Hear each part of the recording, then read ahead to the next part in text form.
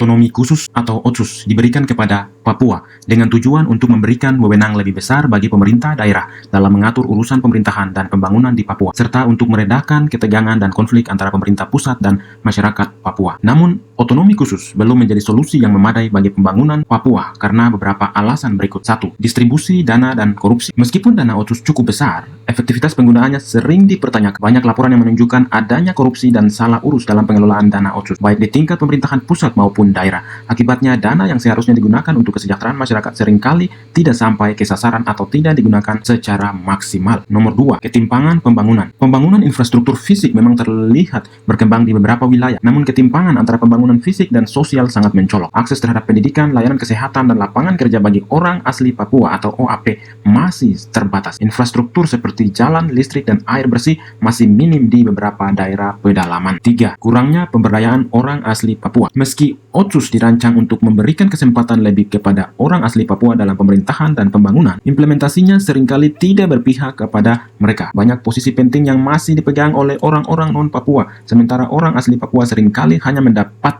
peran marginal. Kurangnya partisipasi orang asli Papua dalam pengambilan keputusan menjadi salah satu alasan mengapa OTSUS tidak berjalan efektif. Di beberapa kabupaten misalnya, anggota Dewan atau Dewan Perwakilan Rakyat Daerah di kabupaten itu dikuasai atau mayoritasnya orang-orang asli non asli Papua atau orang pendatang. Sehingga di sini kelihatan bahwa jika ada proyek maupun hal-hal yang berkaitan dengan kepentingan masyarakat asli Papua, kehilangan suara di situ ya. Walaupun ada orang non-Papua yang anggota DPR bekerja dengan jujur memperjuangkan hak masyarakat asli Papua, namun mayoritasnya tidak begitu mendukung orang asli Papua. Kita bisa melihat contoh yang terjadi di Kabupaten Merauke, di mana lahan 2 juta lahan demi proyek nasional dibongkar, 2.000 eksavator dipesan, tetapi suara Dewan Perwakilan Rakyat Kabupaten Merauke ataupun Provinsi Papua Selatan itu tidak kelihatan. Jadi sebenarnya mereka ini ada di pihak siapa?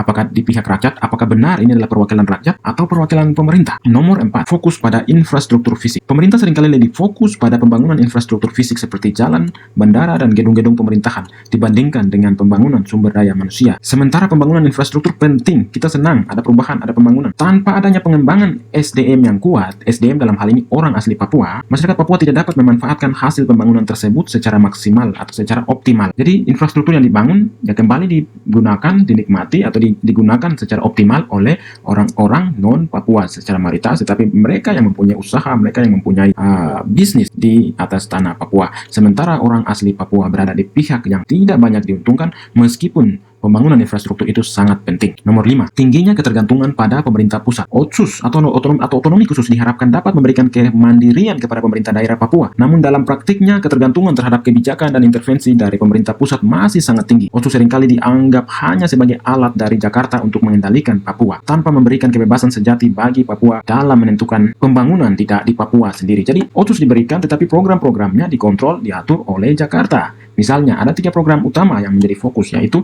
ekonomi, pendidikan, dan kesehatan. Memang ini penting sekali. Tapi ketiga hal ini ada terkait atau ada hubungan dengan bidang-bidang yang lain yang tidak kalah penting juga, yang kalau bisa atau diharapkan itu anggaran OTSUS itu juga digunakan oleh pemerintah daerah yang mengerti daerah Papua, yang mengerti kebutuhan orang Papua, menggunakannya dengan tepat guna, tepat fungsi, diberikan untuk pengembangan pembangunan baik SDM maupun hal lainnya di atas tanah Papua bagi orang asli Papua. Itu satu. Yang kedua adalah beberapa atau hampir semayoritas kepala daerah di Papua, baik gubernur, bupati, wali kota, ini daerahnya tidak mampu mencari sumber penghasilan di luar dari dana transfer OTSUS ini dari pusat. Jadi kebanyakan mereka hanya berharap transfer dari pusat, tidak pandai mencari sumber pendapatan lain dengan memanfaatkan kelebihan atau keunggulan daerah setempat. Misalnya penarikan pajak terhadap perusahaan-perusahaan yang ada di Papua mungkin ada, tapi menurut saya tidak maksimal ya. Begitupun misalnya kekayaan alam yang ada di Papua dimanfaatkan. Lalu juga yang tidak kalah penting adalah membangun semacam BUMD milik daerah ya, yang berpihak pada orang asli Papua. Kemudian juga perlu